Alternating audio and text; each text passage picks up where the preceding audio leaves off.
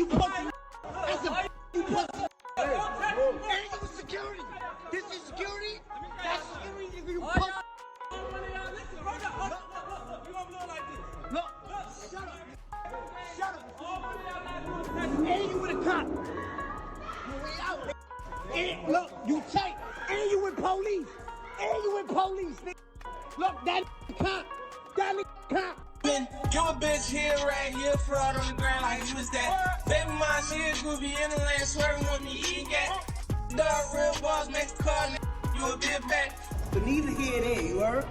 Listen, y'all tell Meek Mill, come fight me. Tell Meek Mill I wanna fight that one-on-one, you heard? And I don't even got a trip about money and all that. Cause I got more money than yeah, y'all already know how we playing out this. That's real life. Real life shit. Nigga, Diddy gang, Meek Mill in real life. Don't ever disrespect me, you Talk heard? that Meek. Yeah, Meek. Since Meek's name was included in that entire Diddy Freak Show fiasco, 6ix9ine has the ideal opportunity to strike. Meek 6ix9ine just lit Meek Mill up like never before, and this time he's not just trolling. As you are already aware, Meek and 6ix9ine have a deep-seated feud, so this issue is going to blow up. As you are all aware, the conflict between 6ix9ine and Meek Mill is not new. It has been simmering since 2018, long before the made headlines. When 6ix9ine was arrested on federal charges, Duke folded more quickly than laundry on Sunday and began pointing fingers and naming names as if he were a born witness. Meek was among the first to characterize the courtroom drama that the rap game witnessed as outright treachery. You see, Meek always had that one function. He has been advocating for justice, jail reform, and standing on his own 2 feet. Additionally, Meek stated in a 2018 interview that he wanted to provide advice to 6ix9ine, saying, "You give out that certain kind of energy, and that energy actually comes back." Like, all that you're doing is stupid at this point. I know you might have got on from doing it and it worked out to be able to make some money, but I think you need to go down. I think you're beefing with too many people right now. You putting the wrong energy out, and the world will deliver the energy that you're putting out. Like, you delivering a gangster type of energy now. He locked up in the middle of some shit. So, you know, you gave out that energy, you kind of got that energy back. I seen him one time and I was like, yo, I want to holler at you real quick. He was like, all right, I'm going to holler at you in a second. And I was going to tell him, like, things not talking about prison. Just like, yo, stop putting that energy out. You get money now. Yeah, man. You know what I'm saying? And nobody want to live like that. You can't live with 10 security guards forever. Now, fast forward to 2020, when things get ugly with this feud. Meek joined X in an attempt to essentially stop 6ix9ine's Instagram live stream. "I hope the rat goes live to apologize to the people he told on or the victim." He tweeted, "You all forget that Nippy was murdered by a rat very quickly. He shouldn't have been living on the streets. He's dead. Therefore, that's the only thing I do every day." Like a coward, he abandoned his infant mother and kid as targets. See, 6ix9ine tweeted, "Imagine having a newborn baby come into the world and being pressed about a Mexican with rainbow hair in response to Meek." This comment was a direct jab at Meek, who had recently welcomed a baby with Milan Harris and was occupied with making 6ix9ine appear. Naturally, Meek responded on X by acting as though he was spitting bars and claiming that 6ix9ine is a keyboard informant who is raising his sons like soldiers or something. Meek then attempted to change the subject and became very upset by it, by claiming that police officers are killing people while 6ix9ine is out there harassing families. 6ix9ine was out here using his filth to feed wealthy white people. And 6ix9ine was not having any of it as he walked out the gate pleading for influence and streams with Gooba Meek.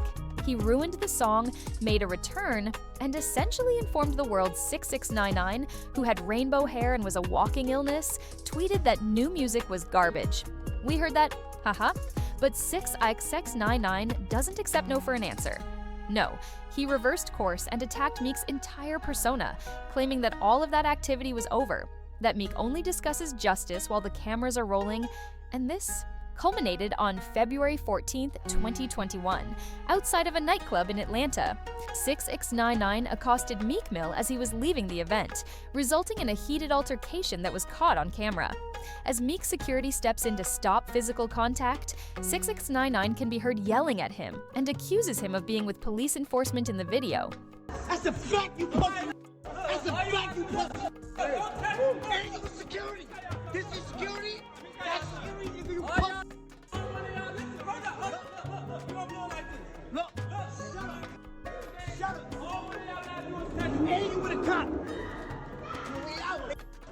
Look, you check, and you with police. And you with police, nigga. Look, that cunt. That nigga. Later, Meek tweeted that 6ix9ine was waiting for me outside the club.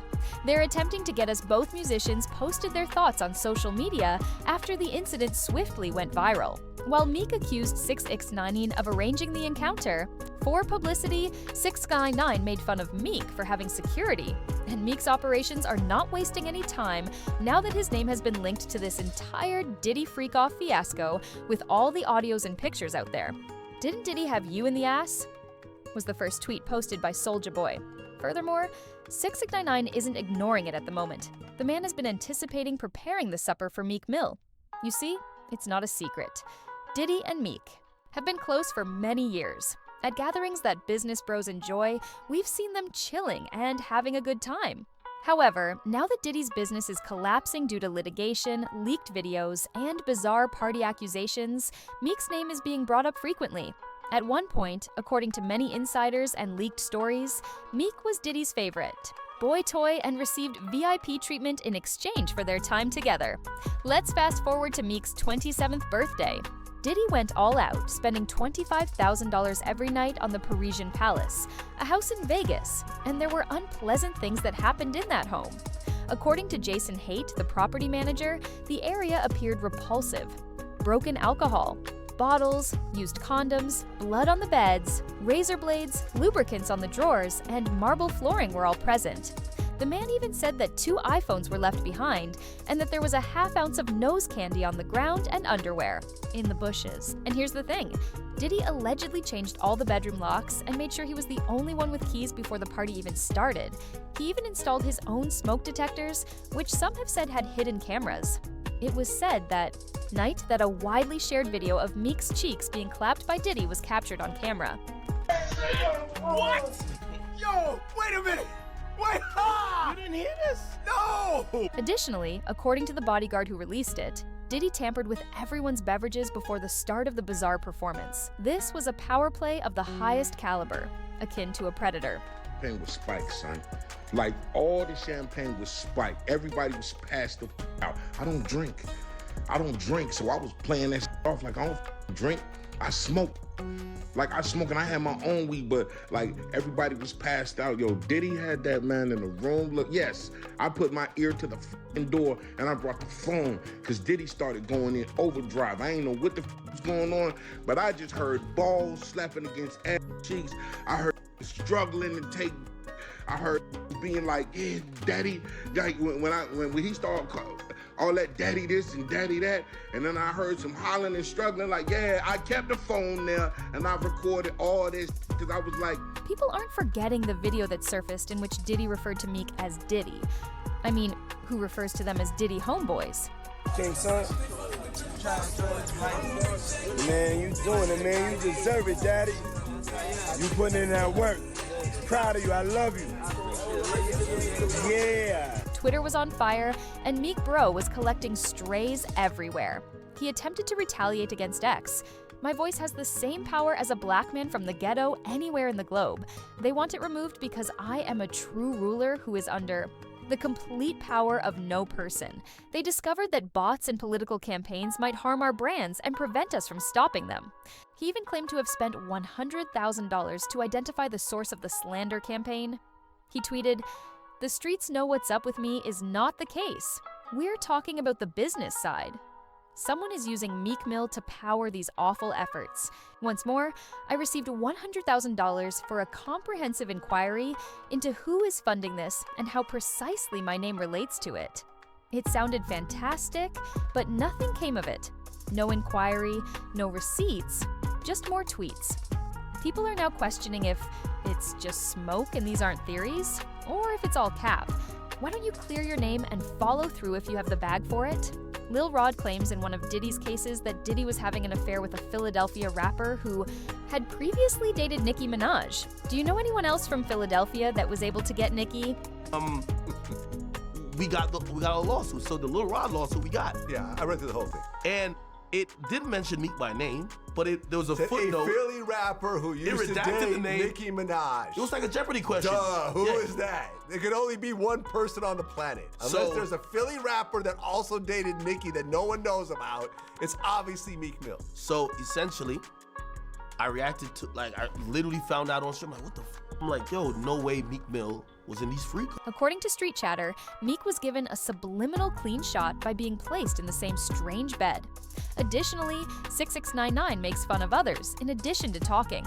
This was his chance to respond to all of the insults Meek had attempted, to give him over the years. As a result, Meek Mill is the focus of attention for both the streets and 6ix9ine Army academics. The internet has been ablaze with responses. But are they just rumors? He is in the pool knowing his hurting family, one person said. Additionally, Diddy purposefully taped it while saying, "You deserve it. Daddy bro is a devil." Someone else stated, "Diddy used that man on his birthday. I bet Meek Mill hates birthdays now for real." Another person said, "It's incredible. Nobody got into fights or even mentioned arguments during any of these dodgy parties with drug spikes and booze freakouts. Everyone was just at ease with their brotherly love. How deeply do you believe Meek Mill was involved in Diddy's freak-offs? And do you think he was merely caught in the crossfire of Diddy's collapsing business? Or is there more to the story? Post your ideas in the comments section.